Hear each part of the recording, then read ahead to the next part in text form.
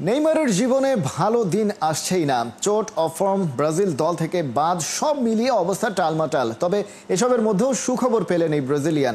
নেইমারের নামে $1 বিলিয়ন বেশি সম্পদ লিখে দিয়েছেন দেশটির এক তরুণ ব্যবসায়ী। দক্ষিণ ব্রাজিলের রিও গ্রান্ডে রাজ্যের ওই 31 বছর বয়সী ব্যবসায়ী নানা রকমের শারীরিক জটিলতায় ভুগছেন।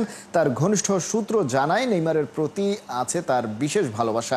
ব্রাজিলিয়ান অ্যাটাকারের সঙ্গে তার বাবার সম্পর্ক ওই ব্যবসায়ীকে নিজের মৃত বাবার কথা মনে করিয়ে দেয়। নেইমারকে সম্পত্তি দেওয়ার কারণ হিসেবে বলেছেন ভালোবাসা এবং নিজের সাথে মিল। সেই সাথে এমন বিশ্বাস যে নেইমার স্বার্থপর নন।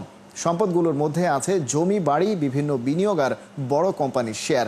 পুরো সম্পদের পরিমাণ প্রায় 75 কোটি 20 লাখ মিলিয়ন পাউন্ড, যা প্রায় $1 বিলিয়ন সমান। যদিও নেইমারের আইনজীবী জানান এখনো আনুষ্ঠানিক কোনো কাগজপত্র পাননি তারা।